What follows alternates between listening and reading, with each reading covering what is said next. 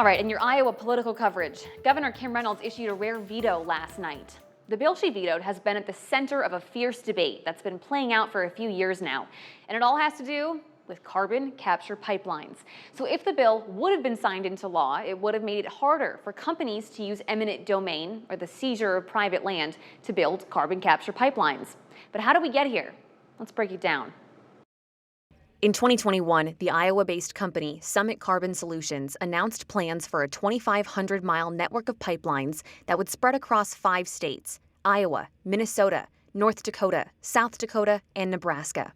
The plan was to connect 57 ethanol plants across the Midwest to an underground carbon storage site in North Dakota. Summit says it would be the world's largest project of its kind. To do it, the company needed permits from each state it would build on. Summit has already received permit approvals in Iowa, Minnesota, and North Dakota. But South Dakota's governor signed a ban on the use of eminent domain, which is when the government can take private property with compensation for projects like this. Summit's permit application was also rejected in South Dakota. The project also faces various court challenges. But zooming back into Iowa, Republicans are split on this issue. On one side, Iowa's powerful ethanol industry says this pipeline is essential for the state's agriculture industry. On the other side, some lawmakers are worried about protecting landowners and want to stop the use of eminent domain to take land for this pipeline. For years, a group of lawmakers have been trying to address this issue of property rights, but Republican leaders have refused to bring those bills to the floor. That is, until this spring. A group of 12 Republican Iowa senators refused to vote for the state's budget until a pipeline vote was brought up.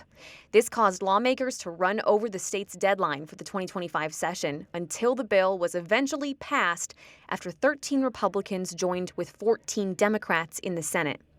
The bill, House File 639, would have prevented Summit Carbon Solutions from getting land for the project unless the landowners were okay with it. It was ready to be signed into law until Governor Reynolds issued a rare veto for it.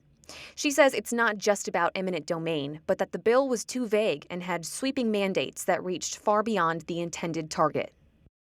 Now, already last night, Iowa House Speaker Republican Pat Grassley said he asked House members to sign a petition and hold a special session to override the governor's veto. It would take a 2/3 vote from each chamber to pass this bill again. But in the Senate, Republican Majority Leader Jack Whittiver told Iowa Public Radio he supports Reynolds' decision and that the majority of his caucus would not be interested in a veto attempt. So what about the Democrats?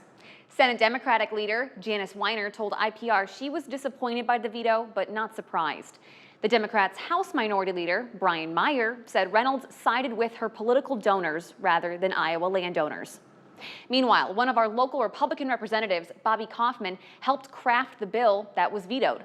Representative Kaufmann covers District 82, which includes parts of Scott, Muscatine, and Cedar counties.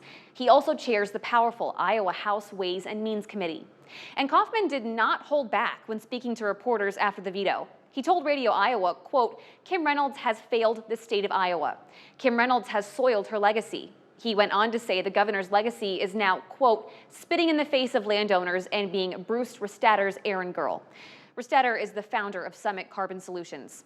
Kaufmann went on to tell Radio Iowa that he vows to work against Governor Reynolds and that he will, quote, "kill every single bill she comes up with because I no longer trust her judgment." Now, News 8 reached out to Representative Kaufmann several times today about these comments and his plans for any future pipeline bills going forward, but he has not yet responded.